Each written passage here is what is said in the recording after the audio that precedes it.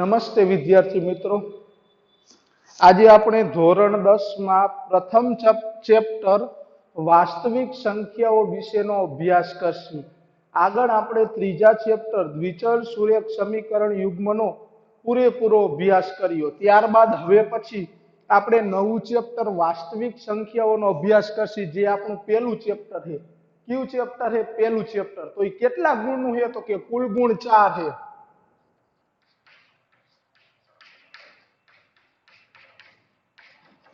4 માર્કનું આ ચેપ્ટર આપણને પૂછાય। એમાં કઈ રીતે પૂછાય છે એ તમને હું કહી દઉં। 2 માર્કના 2 દાખલા પૂછાય, 2 માર્કના 2 દાખલા, અથવા તો કેટલીક વાર 2 ગુણનો એક દાખલો અને 2 MCQ પણ આપણને પૂછી શકે। અગાઉના જે આપણે આગલા વર્ષમાં જે પરીક્ષામાં પૂછાણું હતું એમાંથી એક 2 ગુણનો દાખલો અને 2 એની ખાલી જગ્યા, એટલે કે MCQ માં હોય પણ ખરા ખોટામાં પણ હોય, બરાબર, ગમે એમાં હોય, વૈકલ્પિક હોય। એટલે કે 4 માર્કનું આ ચેપ્ટર છે। તો વાસ્તવિક સંખ્યાઓનો આપણે અભ્યાસ કરી એ પહેલા આપણે અગાઉના ધોરણમાં ઘણી બધી સંખ્યાઓનો અભ્યાસ કર્યો। તો કઈ કઈ સંખ્યાઓનો આપણે અગાઉના ધોરણમાં, એટલે કે 9માં, 8માં, 7માં આપણે જે અભ્યાસ કર્યો એ બધી જ સંખ્યાઓનો અત્યારે વળી પાછો આપણે અભ્યાસ કરશું। તો પેલું જ આવતું આપણે અગાઉના ધોરણમાં શીખી ગયા પ્રાકૃતિક સંખ્યા, પછી આવતું પૂર્ણ સંખ્યા, પછી આવતું પૂર્ણાંક સંખ્યા, પછી આવતું સમય સંખ્યા, અને પછી આવતું અસમય સંખ્યા, અને ત્યારબાદ જે આવતું એ વાસ્તવિક સંખ્યા આવતું, જે આપણે ધોરણ 10 માં શીખવાનું થાય વાસ્તવિક સંખ્યાઓ વિશે। પણ અગાઉ જે આપણે શીખી ગયા બધી સંખ્યાઓ એનો વળી પાછો આપણે અભ્યાસ કરીએ। તો દરેક વિદ્યાર્થીનું ધ્યાન અહીં, આપણે કઈ કઈ સંખ્યાઓનો અભ્યાસ આપણે અગાઉના ધોરણમાં કર્યો। તો પેલું જ આવતું આપણું પ્રાકૃતિક સંખ્યા।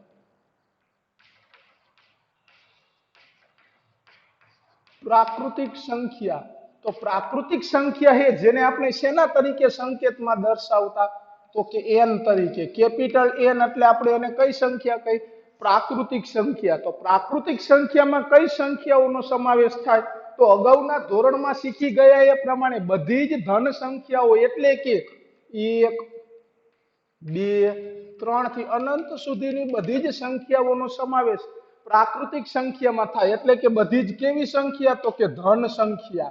બધી જ ધન સંખ્યા છે જેનો સમાવેશ પ્રાકૃતિક સંખ્યામાં થાય। એટલે કે પ્રાકૃતિક સંખ્યાને n વડે, નેચરલ નંબર એટલે કે n તરીકે ઓળખવામાં આવે। અને જેમાં કઈ સંખ્યાઓનો સમાવેશ થાય? તો કે બધી જ ધન સંખ્યાઓનો સમાવેશ પ્રાકૃતિક સંખ્યામાં થાય। એટલે કે બધી જ ધન સંખ્યા, એટલે કે 1, 2, 3 થી અનંત સુધીની સંખ્યાઓનો સમાવેશ પ્રાકૃતિક સંખ્યામાં થાય। ત્યારબાદ આપણે શીખી ગયા પૂર્ણ સંખ્યા। ત્યારબાદ બીજી કઈ સંખ્યા આવતી? તો કે પૂર્ણ સંખ્યા। તો પૂર્ણ સંખ્યાને આપણે શેના તરીકે દર્શાવતા? તો કે W તરીકે, એટલે કે હોલ નંબર, બરાબર, W તરીકે આપણે ઓળખતા। તો પૂર્ણ સંખ્યામાં કઈ સંખ્યાઓનો સમાવેશ થાય? તો કે 0 અને ધન, 0 અને ધન સંખ્યા રહી એનો સમાવેશ કઈ સંખ્યામાં થાય? પૂર્ણ સંખ્યામાં। તો પૂર્ણ સંખ્યામાં કઈ આવશે? તો કે 0, 1, 2, 3 થી અનંત સુધીની સંખ્યાઓનો સમાવેશ પૂર્ણ સંખ્યામાં થાય। એટલે કે કઈ કઈ સંખ્યા આવે? તો કે 0, અને બીજી કઈ સંખ્યા આવે? તો કે ધન। 0 અને ધન સંખ્યા રહી એનો સમાવેશ પૂર્ણ સંખ્યામાં થાય। એટલે કે 0, 1, 2, 3 થી અનંત સુધીની સંખ્યા છે જેનો સમાવેશ પૂર્ણ સંખ્યામાં થાય છે। તો વિદ્યાર્થી મિત્રો, પ્રાકૃતિક સંખ્યા અને પૂર્ણ સંખ્યાનો તફાવતમાં તમને ખબર પડી ગઈ કે પ્રાકૃતિક સંખ્યામાં બધી ધન સંખ્યા આવે, જ્યારે પૂર્ણ સંખ્યામાં 0 પણ આવે અને બધી ધન સંખ્યા, એટલે કે 1, 2, 3 થી અનંત સુધીની સંખ્યાઓનો પણ સમાવેશ થાય છે। તો તમે જોઈ શકો કે પ્રાકૃતિક સંખ્યા અને પૂર્ણ સંખ્યામાં બંનેમાં ફક્ત ખાલી શું તફાવત છે? તો કે પ્રાકૃતિક સંખ્યામાં 1, 2, 3 થી અનંત સુધીની ધન સંખ્યા આવે, જ્યારે પૂર્ણ સંખ્યામાં 0, 1, 2, 3 થી અનંત સુધીની સંખ્યાઓનો સમાવેશ થાય છે। એટલે કે વધારાની મારી સંખ્યા કઈ આવે? તો કે 0 આવે। ત્યારબાદ ત્રીજું જોઈએ પૂર્ણાંક સંખ્યા। પૂર્ણાંક સંખ્યા, પૂર્ણાંક સંખ્યા જેને આપણે શેના તરીકે ઓળખતા? તો કે z તરીકે। શેના તરીકે? તો કે z તરીકે। તો પૂર્ણાંક સંખ્યામાં કઈ સંખ્યાઓનો સમાવેશ થાય? તો વળી પાછું આપણે યાદ કરીએ કે પૂર્ણાંક સંખ્યામાં ધન, ઋણ અને 0 ત્રણેયનો સમાવેશ થાય। એટલે કે કઈ કઈ સંખ્યા આવે? તો કે 0 આવે, ત્યારબાદ બધી ધન 1, 2, 3 થી અનંત સુધીની બધી સંખ્યા, ત્યારબાદ આ બાજુ -1 -2 ત્યાંથી અનંત સુધીની બધી જ સંખ્યાઓનો સમાવેશ કેમાં થાય તો કે પૂર્ણાંક સંખ્યામાં થાય એટલે કે કઈ કઈ સંખ્યા આવે તો કે ઋણ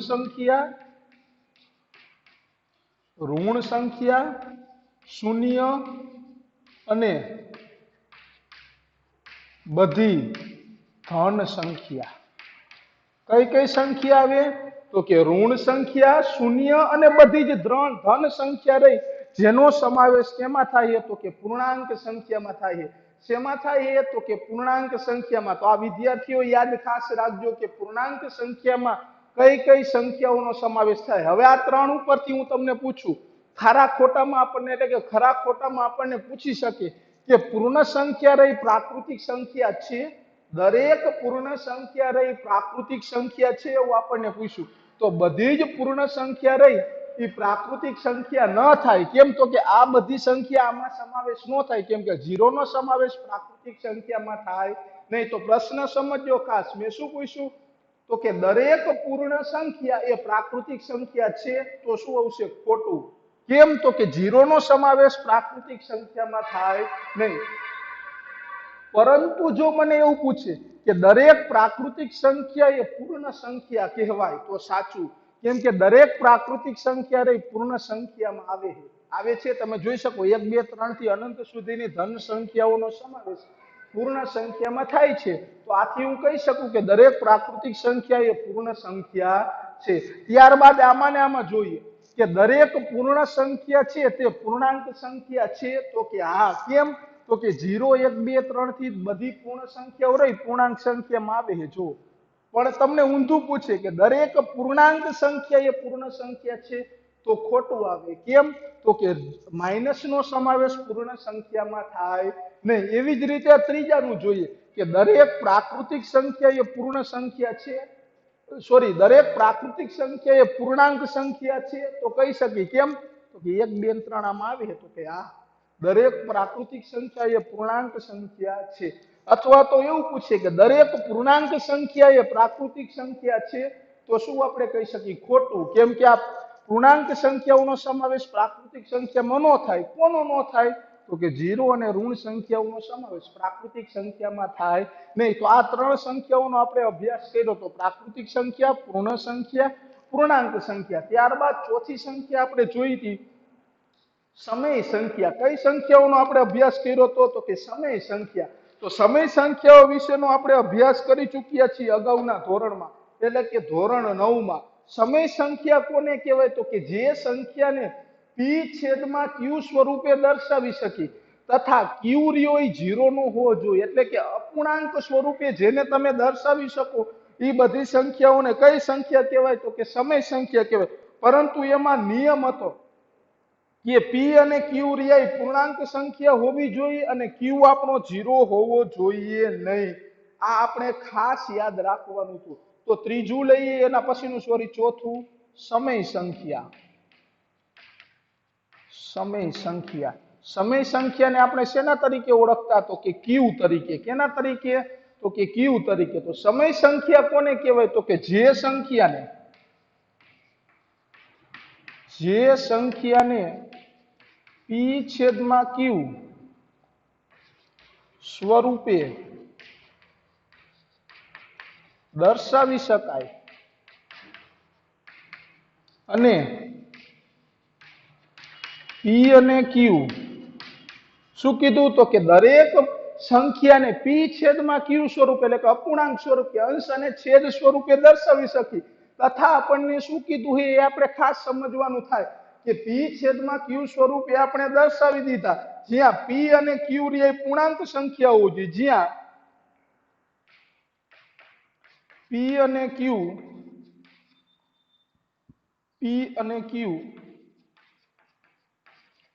એ પૂર્ણાંક સંખ્યા હોવી જોઈએ ખાસ યાદ રાખજો કઈ સંખ્યા તો કે પૂર્ણાંક સંખ્યા શું કીધું તો કે p અને q એ પૂર્ણાંક સંખ્યા હોય અને q not equal to 0 હોય તેવી સંખ્યાને કેવી સંખ્યા કહેવાય તો કે સમય સંખ્યા કહેવાય. આ ખાસ સમજવાનું છે. આપણે નવમામાં શીખી ગયા જ છીએ કે સમય સંખ્યા કોને કહેવાય. ફરીથી કહું કે પી છેદમાં ક્યુ સ્વરૂપે તમે એને દર્શાવી શકો, એટલે કે અપૂર્ણાંક તમે દર્શાવી શકો, અંશ અને છેદ. પણ એનો નિયમ શું કીધો તો કે પી અને ક્યુ રહી કઈ સંખ્યા હોવી જોઈએ, તો કે પી અને ક્યુ, સોરી, પી અને ક્યુ એ કઈ સંખ્યા હોવી જોઈએ, તો કે પૂર્ણાંક સંખ્યા હોવી જોઈએ. પૂર્ણાંક એટલે આપણી કઈ સંખ્યા, તો કે 0 હોઈ શકે, ઋણ હોઈ શકે અને ધન હોઈ શકે, પણ ક્યુ રહ્યો એ આપણો 0 હોવો જોઈએ નહીં. છેદ કોઈ સંખ્યાનો કોઈ દી 0 ન હોય. હોય કોઈ દી? છેદ કોઈ દી કોઈ સંખ્યાનો 0 હોય નહીં. આપણે અગાઉ પણ એવું શીખી ગયા. મારે લખવું હોય તો હું કોઈ પણ સમય સંખ્યા આવી રીતે દર્શાવી શકું. 3/2 દર્શાવી શકું, 1/4, 0/2. આ બધી જ સંખ્યા રહી કઈ સંખ્યા થાય, તો કે સમય સંખ્યા થાય. શું કરવા, તો આપણો નિયમ જો, તો કે પેલા તો એવું કીધું કે ક્યુ 0 ન હોવો જોઈએ, એટલે કે ક્યુ એટલે કોણ થાય, તો કે છેદ. છેદ 0 નથી, થઈ ગયું. પછી અંશ કેવો હોવો જોઈએ, તો કે પી અને ક્યુ એ વળી પાછો કેવો હોવો જોઈએ, તો કે પૂર્ણાંક સંખ્યા હોવો જોઈએ. તો તમે જોઈ શકો પૂર્ણાંક સંખ્યામાં કઈ સંખ્યા આવે, 0, -1, -2, 1, 2, 3. અને એક વસ્તુ યાદ રાખો, આ બધી સંખ્યા પણ છેદમાં હું આવી રીતે આમ ન લખી શકું, 2/0. આ હું દર્શાવી શકું નહીં, અવ્યાખ્યાયિત થાય. એને હું કોઈ દી દર્શાવી, કોઈ સંખ્યાના છેદમાં કોઈ દી 0 ન આવે.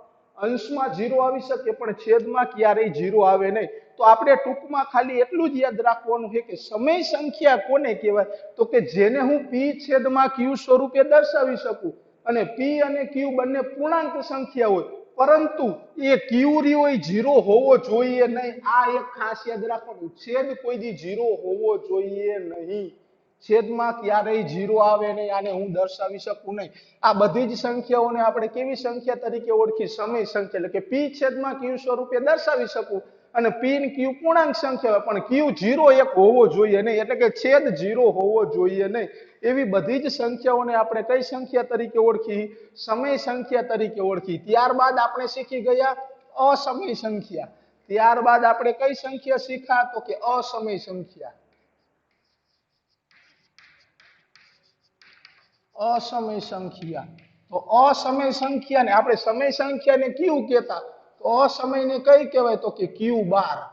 ક્યુ બાર એટલે આડી શું લખવાની, લીટી, જેને ક્યુ બાર કહેવાય. તો અસમય સંખ્યામાં કોને કહેવાય, તો કે જે સંખ્યા સમય નથી એ બધી સંખ્યાઓને કઈ સંખ્યા કહેવાય, અસમય. એટલે કે સમય સંખ્યા જે નો થાય એ બધી કઈ કહેવાય, અસમય. હવે એક ચોક તમને ઈ પાડી દઉં કે આ બધી સંખ્યા સમય સંખ્યા કહેવાય.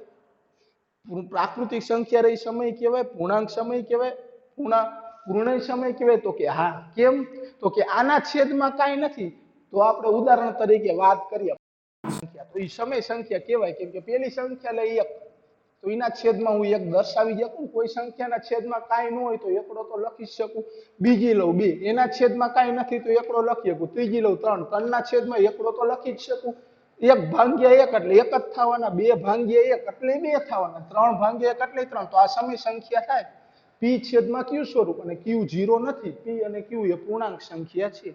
તો આ રહી પ્રાકૃતિક સંખ્યા રહી સમય સંખ્યા થાય. એવી જ રીતે પૂર્ણ સંખ્યા સમય સંખ્યા થાય, તો કે હા આપણે આ 0 છે તો 0 ની વાત કરી તો 0 ના છેદમાં 1 તો લખી શકું. છેદમાં 0 ન હોય, છેદ અંશમાં તો ભલે ન હોય. અંશમાં તો આપણે શબ્દ વાપરો જ છે કે કેવી સંખ્યા હોવી જોઈએ, તો કે પૂર્ણાંક. તો 0 હોઈ શકે, ધન હોઈ શકે, ઋણ હોઈ શકે, પણ છેદ રહ્યો એ આપણો ક્યારેય 0 ન હોવો જોઈએ. તો એનો મતલબ એવો કે પૂર્ણ સંખ્યા રહી એ પણ સમય સંખ્યા થાય, અને ત્રીજું પૂર્ણાંક સંખ્યા રહી એ પણ સમય સંખ્યા થાય. કેમ કે આ બધાના છેદમાં તમે એકડો લખી શકો. તો એનો મતલબ એવો કે પ્રાકૃતિક સંખ્યાને સમય સંખ્યા કહેવાય, પૂર્ણ સંખ્યાને સમય સંખ્યા કહેવાય, પૂર્ણાંક સંખ્યાને સમય સંખ્યા કહેવાય. તો હવે આવે અસમય સંખ્યા કોને કહેવાય, તો કે અસમય સંખ્યા કોને કહેવાય, તો કે સમય નો હોય એવી. તો આ સમય નો હોય તો આ બધી નો આવે સંખ્યા આવે. કેમ કે આ બધી સંખ્યાઓનો સમાવેશ કઈ સંખ્યામાં થાય, તો કે સમય સંખ્યામાં. પણ અસમય કોને કહેવાય, તો કે જે સમય સંખ્યા નથી એવી સંખ્યાને કઈ સંખ્યા કહેવાય, તો કે અસમય સંખ્યા કહેવાય. તો લખી કે જે સંખ્યા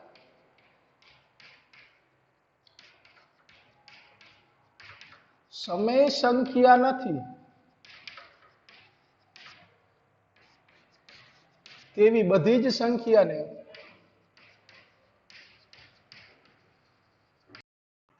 અસમય સંખ્યા કહે છે.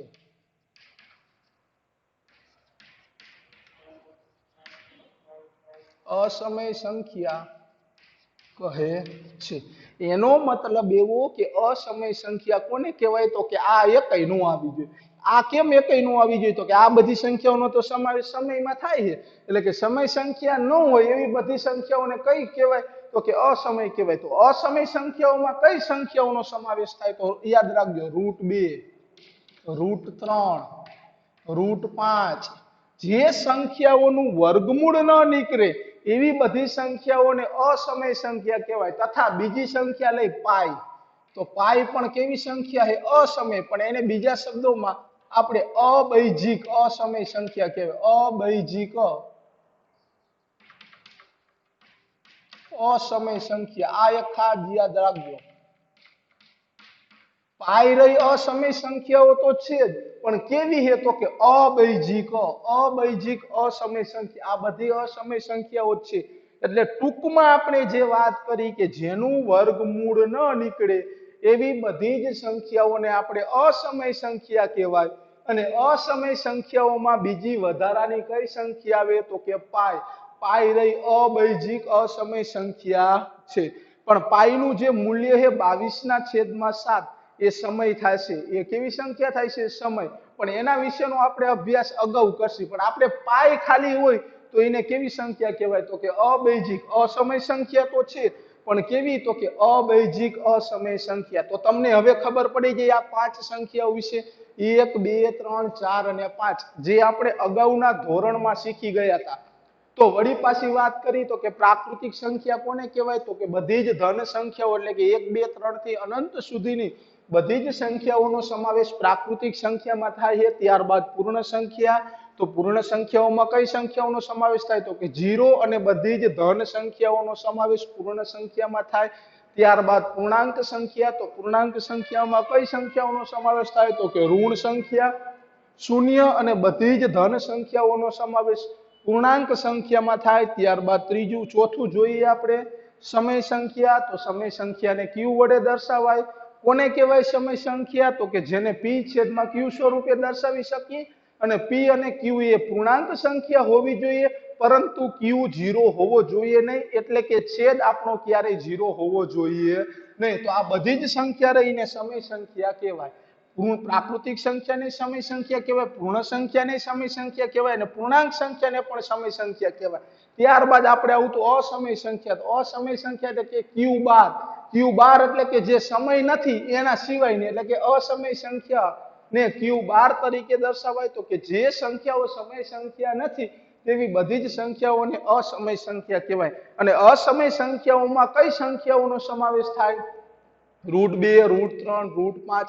એટલે કે જેનું વર્ગમૂળ આપણે સ્પષ્ટ કાઢી શકતા નથી એવી સંખ્યા. √2 નું વર્ગમૂળ તો નીકળે પણ પૂરેપૂરું ન નીકળે. આપણે કેમ કે 4 નું વર્ગમૂળ 2, 9 નું વર્ગમૂળ 3, 16 નું વર્ગમૂળ 4, 25 નું વર્ગમૂળ 5. તો એ બધી તો સમય સંખ્યા કહેવાય. પણ જેનું વર્ગમૂળ નથી નીકળતું એવી સંખ્યાઓને બધી કઈ સંખ્યા કહેવાય? અસમય સંખ્યા કહેવાય.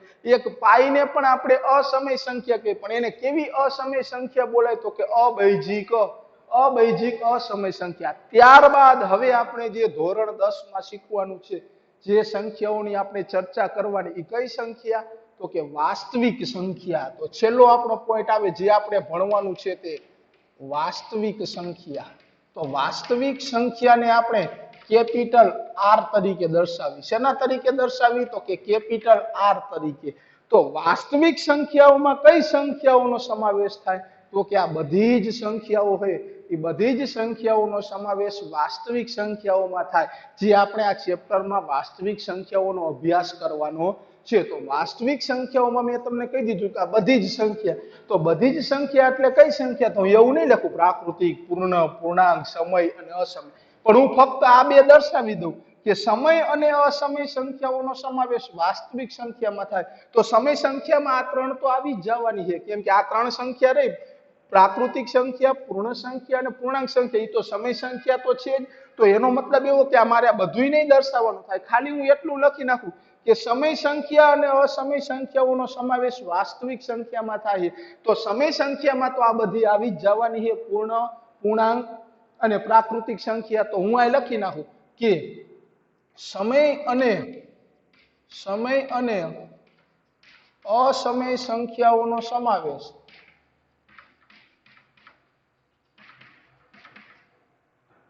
સમાવેશ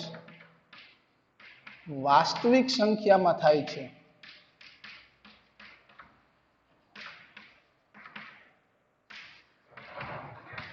એટલે કે સમય અને અસમય સંખ્યાઓ છે જેને વાસ્તવિક સંખ્યાઓ તરીકે ઓળખે. તો ટૂંકમાં આપણે વાત કરી તો બધી જ સંખ્યાને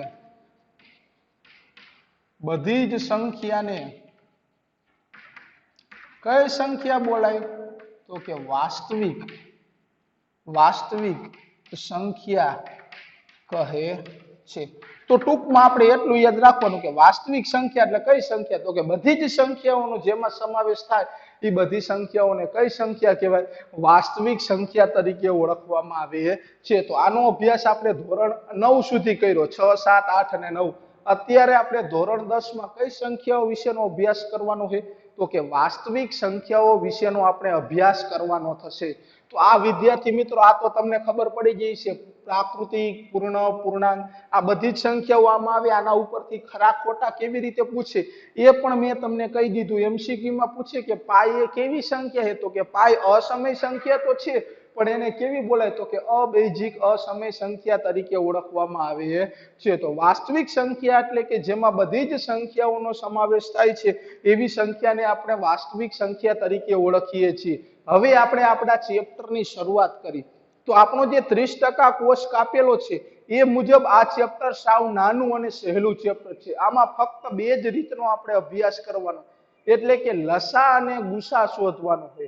આપણે શું શોધવાનું છે તો કે લસા અને ગુસા, પણ એની બે રીત છે લસા અને ગુસા શોધવાની. એક પેલી જ રીત આવશે યુક્લિડની ભાગ પ્રવિધિથી લસા અને ગુસા શોધો અને બીજું આવશે અવિભાજ્ય અવયવની રીતે અથવા તો અવયવીકરણ ટ્રીની મદદથી લસા અને ગુસા શોધવાનું. બંનેમાં જવાબ સમાન આવે પણ બંને લસા અને ગુસા શોધવાની બંનેની રીત કેવી આવે અલગ આવે અને બે જ રીતનો ફક્ત આપણે શું કરવાનો છે અભ્યાસ કરવાનો. ત્યારબાદ ત્રીજી કોઈ રીતનો આપણે અભ્યાસ કરવાનો નથી તેમજ જે સાબિતીના દાખલા છે એનો પણ આપણે અભ્યાસ કરવાનો નથી. તો આપણે જે અભ્યાસ કરવાનો છે એની પહેલી જ રીત યુક્લિડની ભાગ પ્રવિધિથી લસા અને ગુસા શોધવો.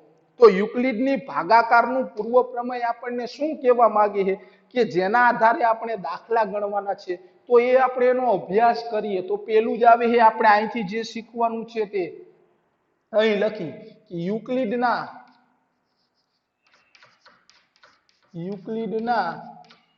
ભાગાકારનું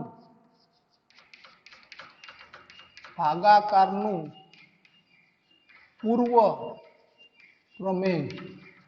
યુક્લિડના ભાગાકારનું પૂર્વ પ્રમેય એટલે કે આપણે યુક્લિડ વિશેની આપણે ચર્ચા કરવાની છે.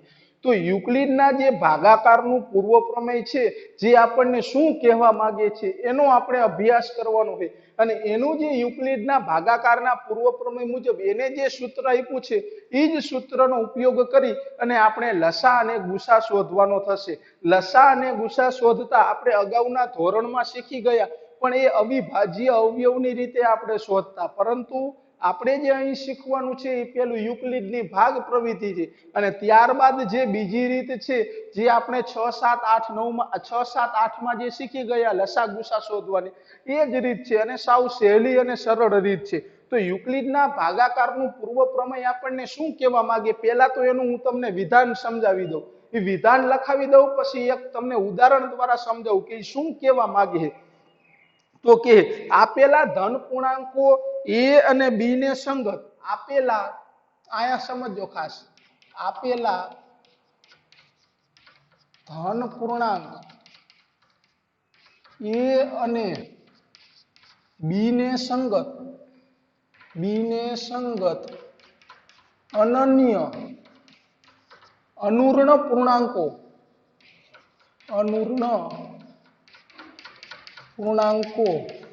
q અને r એવા મળે કે જેથી a બરાબર bq પ્લસ આર, આ ખાસ સમજવાનું. એ બરાબર બીક્યુ પ્લસ આર થાય તથા શેષનું મૂલ્ય કેટલું હોય તો કે 0 less than or equal to r less than b. આ આપણું છે. હવે શું કહેવા માંગે વિધાન ઉપરથી તમને ડાયરેક્ટ નહીં ખબર પડે કે આ શું મને કહેવા માંગે તો કે આપેલા ધન પૂર્ણાંક એટલે કે બે ધન પૂર્ણાંક એક એ છે અને બી છે એને સંગત અનન્ય અનુર્ણ પૂર્ણાંકો ક્યુ અને આર કેવા મળે છે તો કે એ બરાબર બીક્યુ પ્લસ આર થાય તથા આર નું મૂલ્ય 0 કે 0 થી મોટું અને બી થી નાનું મળે. તો આ વિધાન પરથી તમને કઈ ખબર નહીં પડે કે આ શું કહેવા માંગે છે આપણને, આ શું કહે છે કે આ કેવું મળે અને આર ને શું હોય. તો આપણે એક સાદું એક ઉદાહરણ લઈએ અને ઉદાહરણ દ્વારા આપણે સમજીએ. તો આપણે હું તમને એક ઉદાહરણ તરીકે કોઈ એક સંખ્યાઓનો ભાગાકાર આપું. એમ કહું કે 30 ભાંગ્યા 4. 30 ભાંગ્યા કેટલા કહું 4. 30 નો 4 વડે મારે શું કરવાનો ભાગાકાર. તો આપણે બહુપદી ચેપ્ટરમાં શીખી ગયા કે 30 ને શું કહેવાય 4 ને શું કહેવાય. તો 30 ને શું કહેવાય તો કે ભાજ્ય કહેવાય. 30 ને શું કહેવાય તો કે ભાજ્ય. જેના વડે આપણે ભાંગી જેને આપણે ભાજક કહી. શું કહી ભાજક. તો હવે 30 નું આપણે 4 વડે ભાગાકાર કરી તો 4 વડે ભાગ લાવી તો ક્યાં સુધી આવશે તો કે 4 સત્તા 28. 4 સત્તા 28. હવે આ બંનેની આપણે શું કરી બાદ બાકી. તો 30 માંથી 28 જાય એટલે કેટલા વધે તો કે 2 વધે. 2 વધે. તો હવે આપણે જે ભાગાકાર એટલે કે બહુપદી ચેપ્ટરમાં શીખાતા એનો જ આપણે અભ્યાસ કરી. તો 30 ને આપણે શું કહેતા તો કે ભાજ્ય કહેતા. 4 ને શું કહેતા તો કે ભાજક કહેતા. એટલે કે જેના વડે આપણે ભાંગવાના છે એ સંખ્યાને ભાજક કહેવાય અને જે તમારી સંખ્યા છે જેને આપણે ભાજ્ય કહેતા ઉપર જે મળે એને આપણે ભાગફળ કહેતા. શું કહેતા ભાગફળ. અને નીચે જે મળે એને આપણે શું કહેતા તો કે શેષ કહેતા. શું કહેતા શેષ. આવું આપણે બહુપદી ચેપ્ટરમાં શીખી ગયા. તો આ જે વસ્તુ છે એનો જ ઉપયોગ અહીંયા કરવાનો થશે. એટલે આ એક ઉદાહરણ દ્વારા તમે સમજો કે 30 નો મેં 4 વડે ભાગાકાર કર્યો તો 4 સત્તા ને 28 એટલે 30 માંથી 28 જાય તો 2. આને ભાજ્ય કહેવાય. જેના વડે ભાંગો હોય એને ભાજક કહેવાય. ઉપર જે મળે એને ભાગફળ કહેવાય અને નીચે જે મળે એને શેષ કહેવાય. તો આપણે અહીંયા સંકેત અલગ દર્શાવતા હતા. આને p ઓફ x કહેતા, આને gx કહેતા, આને qx કહેતા અને આને rx કહેતા. તો અહીં સંકેત બદલાય. જે તમારી ભાજ્ય બહુપદી છે એટલે કે ભાજ્ય પદ છે જેને a વડે દર્શાવાય. શેના વડે a વડે. આ ખાસ યાદ રાખજો. જેના વડે તમારી સંખ્યા જે મૂળ સંખ્યા છે એને a વડે દર્શાવાય. જેના વડે તમે ભાંગવાના છો જેને b તરીકે ઓળખે. શેના તરીકે ઓળખે છે b તરીકે. અને જે ઉપર મળે જેને ભાગફળ કહેવાય જેને આપણે બહુપદીમાં પણ q જ કહેતા. શું કહેતા q.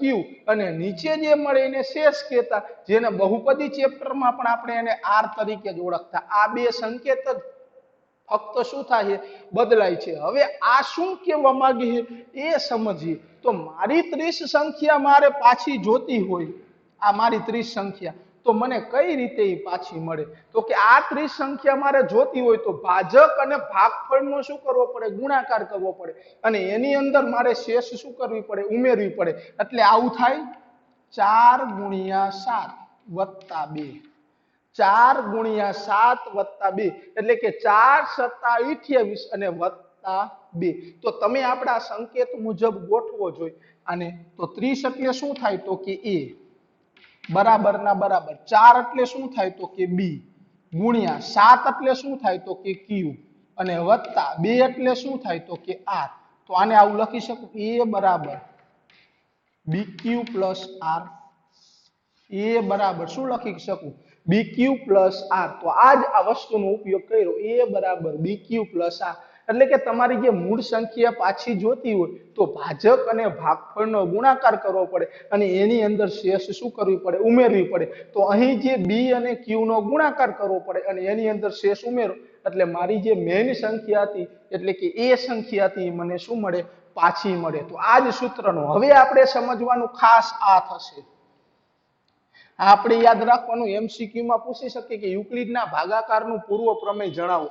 તો યુક્લિડના ભાગાકારનું પૂર્વ પ્રમેય આપણને શું કહે તો કે આપેલા ધન પૂર્ણાંકો a અને b ને સંગત અનન્ય અનુર્ણ પૂર્ણાંક એટલે કે ઋણ નથી એવા આ સંખ્યા ક્યારે ઋણ નો આવે, શેષે ઋણ નો આવે અને ભાગફળ પણ ઋણ નો આવે. આ મગજમાં ખાસ યાદ રાખવાનું. ભાગફળ પણ ઋણ ન આવે અને શેષે ઋણ ન આવે તો શું કહે આપેલા ધન પૂર્ણાંક a અને b ને સંગત તો a એટલે આપણા 30 થાય b એટલે આપણા કેટલા થાય 4 થાય એને સંગત અનન્ય અનુઋણ પૂર્ણાંક અનન્ય એટલે એક અને માત્ર એક જ કેવા તો કે અનુઋણ અનુઋણ એટલે કે ઋણ નથી એવા પૂર્ણાંકો કયા મળશે તો કે q અને r એવા મળે એટલે કે ભાગફળ અને શેષ રે કેવા તો કે અનુઋણ પૂર્ણાંક એટલે ઋણ નથી અને વળી પાછા કેવા છે તો કે પૂર્ણાંક છે એ એવા મળવા જોઈએ કે જેથી a બરાબર bq + r તો આ બેનો તમે ગુણાકાર કરીને એની અંદર શેષ ઉમેરો એટલે તમારી તમને મૂળ સંખ્યા શું મળે પાછી મળે તો આજ મેં વસ્તુ તમને શીખડાવી હવે જે આ ખાસ જોવાનું થાય તો કે r એટલે શેષનું મૂલ્ય કેટલું હોઈ શકે આ આપણા મગજમાં આના ઉપરથી આપણને ઘણી બધી વાર એમસીક્યુ પૂછે છે અને આ વસ્તુ જો તમે પૂરેપૂરું સમજ્યા હોય તો જ તમે એનો જવાબ આપી શકો હું તમને બે એમસીક્યુ અહીંયા લખાવીશ કે આપણને કઈ રીતે પૂછે છે તો આ તમને ખબર પડી જાય કે આ સંખ્યા મારે 30 પાછી જોતી હોય તો આ બેનો ગુણાકાર કરવો પડે એની અંદર શેષ શું કરવી પડે ઉમેરવી પડે એટલે કે a બરાબર b અને q નો શું કરવો પડે ગુણાકાર અને એની અંદર શેષ ઉમેરવી પડે એટલે કે a બરાબર bq + r આ મળી ગયું યુક્લિડના ભાગાકારનું પૂર્વ પ્રમેય હવે તેના પછીની લીટીનો આપણે અભ્યાસ કરીએ તો પછીની શું કહે તો કે r નું મૂલ્ય 0 કે 0 થી મોટું અને b થી નાનું તો ટૂંકમાં હું તમને વાત કરી દઉં b એટલે આ સંખ્યા અને r એટલે આ શેષ તમે જેના વડે ભાંગો હો એના કરતા આ શેષનું મૂલ્ય હંમેશા નાનું જ હોય આ મગજમાં યાદ રાખવાનું તો આના કરતા અહીં ભાજક કેટલો છે તો કે 4 છે તો શેષ કેટલી હોઈ શકે તો સમજો કે 0 કે 0 થી મોટી અને b થી નાની તો b થી નાની એટલે જેના વડે તમે ભાંગો હો એના કરતા નાની એટલે કેટલી હોઈ શકે તો કે ત્રણેય હોઈ શકે આ 4 છે એટલે ત્રણેય હોઈ શકે બેય હોઈ શકે એકય હોઈ શકે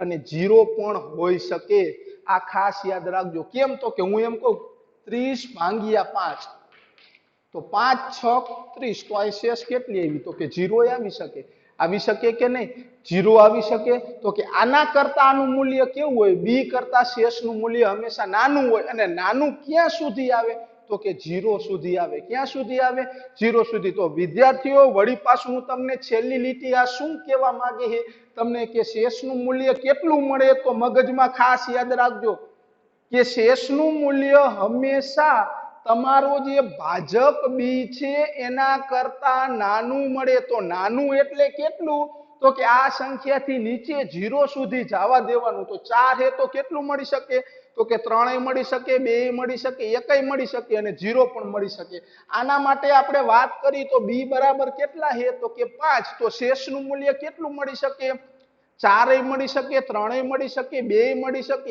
1 મળી શકે અને 0 પણ મળી શકે તો જોઈ શકો અહીં તમને 0 તો મળે છે તો હવે મગજમાં આપણે શું ખાલી યાદ રાખવાનું તો કે b કરતા શેષનું મૂલ્ય કેવું હોય નાનું b એટલે તો ખબર પડી ગઈ જેના વડે તમે ભાંગો હો એટલે કે b કરતા શેષનું મૂલ્ય કેવું હોય નાનું ક્યાં સુધી હોય તો કે 0 સુધી તો એ જ વસ્તુ સમજાવે છે તમને કે આ શેષનું મૂલ્ય રહ્યું 0 કે 0 થી મોટું એટલે 0 હોય અને 0 થી કેવું હોય મોટું હોય પણ b કરતા કેવું હોય નાનું હોય તો આના માટે તમે સમજો તો 0 હોય છે અને 0 થી મોટું અને આ b થી નાનું એટલે કે એનો મતલબ એવો કે 0 કે 0 થી મોટું અને b થી નાનું એટલે શું કે તો કે 0 આવે 1 આવે 2 આવે 3 આવે b થી નાનું તો 3 આવે 2 આવે 1 આવે અને 0 પણ આવે તો હવે સમજણ પડી જાય તો આ વસ્તુ બે ખાસ યાદ રાખવાની છે તો કે શેષનું મૂલ્ય આપણા મગજમાં એટલું જોવું જોઈએ કેટલું મળે તો કે તમે જેના વડે ભાંગો હોય એ સંખ્યાને શું કહેવાય તો કે b કહેવાય તો b કરતા એનું મૂલ્ય નાનું હોય અને નાનું ક્યાં સુધી હોય તો કે 0 સુધી તો હવે હું તમને આ વાત આવું કરું કે 441 ભાંગ્યા ધારો કે 11 એટલે b થાય આ આપણું શું થાય તો કે a તો શેષનું મૂલ્ય કેટલું આવે તો કે 10 હોય 9 હોય 8 હોય 7 હોય 6 હોય 5 હોય 4 હોય 3 હોય 2 હોય 1 હોય અને 0 પણ હોય તો હવે તમને વિદ્યાર્થીઓ મને આશા છે કે તમને ખબર પડી જાય યુક્લિડના ભાગાકારનું પૂર્વ પ્રમેય આપણને શું કહેવા માંગે છે તો કે તમારી જે મૂળ સંખ્યા એ છે એ મારે પાછી જોતી હોય તો b અને q એટલે કે ભાજક અને ભાગફળનો ગુણાકાર કરવો પડે અને એની અંદર તમારે શેષ શું કરવી પડે ઉમેરવી પડે એની અંદર તમે શેષ ઉમેરો એટલે તમારી મુખ્ય જે પદ હતું એટલે કે જે સંખ્યા હતી એ પાછી મળે તો આપણા સંકેત મુજબ ગોઠવીએ તો એ કેવી રીતે મળે તો કે બી અને ક્યુ નો ગુણાકાર કરો અને એની અંદર શેષ શું કરો ઉમેરો એટલે કે એ બરાબર બી ક્યુ પ્લસ આર જેને જ યુક્લિડના ભાગાકારનું શું કહેવાય પૂર્વ પ્રમેય પરંતુ એનો જે આ નિયમ છે એ ખાસ સમજવાનો થાય તો કે શેષનું મૂલ્ય કેટલું હોય તો તમે જે સંખ્યા વડે ભાંગો હોય એટલે કે બી છે એ બી કરતા નાનું મળે પણ ક્યાં સુધી તો કે 0 સુધી ક્યાં સુધી તો કે 0 સુધી તો આજ કહેવા માંગે 0 કે 0 થી મોટું હોય અને બી થી કેવું હોય નાનું હોય શેષનું મૂલ્ય તો આને યુક્લિડના ભાગાકારનું શું કહેવાય પૂર્વ પ્રમેય હવે આ યુક્લિડના ભાગાકારનું પૂર્વ પ્રમેય છે એના આધારે આપણને એમસીક્યુ કેવી રીતે પૂછીએ તો હું તમને આ એમસીક્યુ માટે લખાવું બે રકમ આવી રીતે મૂકી ધારો કે આમ આપ્યું આપણને એક્ઝામ્પલ પહેલું કે જો a બરાબર 7q પ્લસ r છે તો r નું મૂલ્ય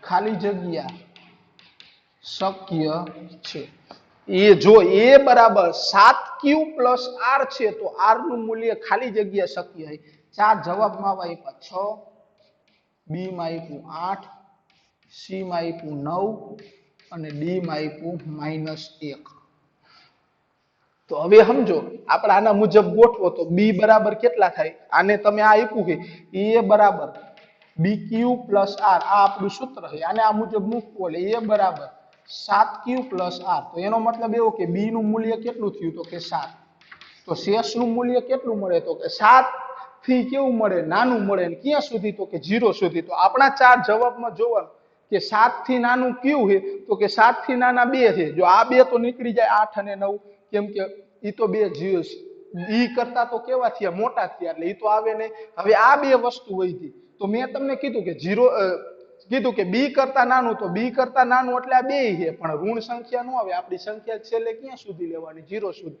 તો એનો મતલબ એવો કે આપણો જવાબ શું આવશે 6 અહીંયા મૂલ્ય કેટલું આવશે 6 તો હવે તમને ખબર પડી ગઈ આવી રીતે તમને એમસીક્યુ પૂછે કે a બરાબર 7q + r છે તો r નું મૂલ્ય ખાલી જગ્યા શક્ય છે તો b બરાબર કેટલા થયા તો કે 7 તો શેષનું મૂલ્ય કેટલું મળે તો કે b થી નાનું મળે તો કે 6 હોય 5 હોય 4 હોય 3 હોય 2 હોય 1 હોય 0 હોય તો આપણે ઈ બધાય જવાબમાંથી કયો જવાબ આપ્યો તો કે 6 એક જ આપ્યો હોય આ બે તો કેવા છે મોટા છે અને આ ઋણ છે તો ઋણનો પણ સમાવેશ થાય નહીં તો હવે સમજણ પડી ગઈ હવે આવી રીતે પૂછે જોજો હવે હું ઉલટું પૂછે તો રકમ ખાસ વાંચવાની હવે બીજું પૂછે કે જો a બરાબર 2q + r છે તો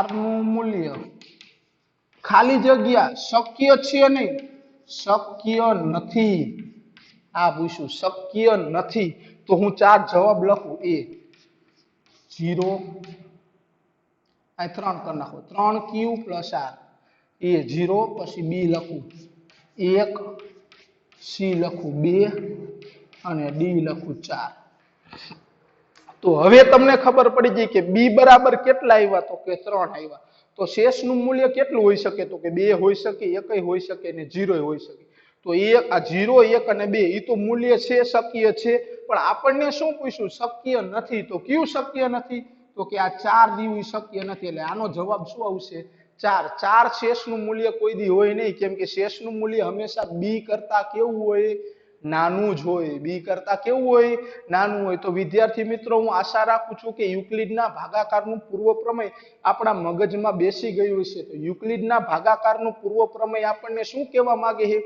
તો કે આપેલા ધન પૂર્ણાંકો a અને b ને સંગત અનન્ય અનુર્ણ પૂર્ણાંકો એટલે કે ઋણ નથી અને વળી પાછા પૂર્ણાંક સંખ્યા છે આ ઋણ નો હોય ક્યારે ભાગફળ અને શેષ અને પાછી પૂર્ણાંક સંખ્યા હોય કેવા મળે તો કે a બરાબર bq + r થાય અને r નું મૂલ્ય કેટલું હોય તો કે જેના વડે તમે ભાંગો હો b એના કરતા નાનું પણ ક્યાં સુધી તો કે 0 સુધી એટલે કે r નું મૂલ્ય 0 કે 0 થી મોટું હોય અને b થી કેવું હોય નાનું હોય જે તમને આ વિધાન પરથી ખબર ન પડે એટલા માટે મેં એક આ ખાલી ઉદાહરણ લીધું અને આ ઉદાહરણના આધારે મેં તમને સમજાવ્યું કે આ વિધાન શું કહેવા માંગે છે આ સમજણ પડી ગઈ એટલે એના આધારે મેં તમને બે એમસીક્યુ પૂછ્યા છે કે શક્ય છે અને એક શક્ય નથી તો આ બે એમસીક્યુ માટે તમને પૂછી શકે તો એમસીક્યુ માટે પણ તમને ખબર પડી ગઈ શું જવાબ આવે, કેવી રીતે આવે. તો હવે આપણે જે શીખવાનું હતું એ આ વાસ્તવિક સંખ્યાઓનો શીખવાનું હતું, ને એમાં આપણે આ યુક્લિડના ભાગાકારનું પૂર્વ પ્રમેયનો અભ્યાસ કર્યો. હવે આ યુક્લિડના ભાગાકારના પૂર્વ પ્રમેય જે આપણું છે એ બરાબર BQ પ્લસ આ, એનો ઉપયોગ કરી અને આપણે લસા અને ગુસા શોધવાના થશે. એટલે કે લસા કેવી રીતે શોધવા અને ગુસા કેવી રીતે શોધવા એના વિશેનો આપણે અભ્યાસ રહ્યો એ અગાઉના એટલે કે આના પછીના લેક્ચરમાં અભ્યાસ કરશે કે લસા કેવી રીતે શોધવો અને ગુસા કેવી રીતે શોધવો. તો આ અહીંયા સુધી તમને ખબર પડી ગઈ છે એવી હું આશા રાખું છું. આ ખાસ આપણે યાદ રાખવાનું, આ MCQ માં આપણને પૂછે, ખરા ખોટામાં પૂછે, અને આ આપણા માટે મહત્વનું છે. એમાં મેં તમને 2 MCQ પૂછ્યા, એનો પણ મેં તમને અભ્યાસ કરાવી દીધો. બરાબર. હવે આગળ આપણે આગળના આના પછીના લેક્ચરમાં આપણે યુક્લિડની ભાગ પ્રવિધિથી લસા અને ગુસા શોધતા શીખીશું.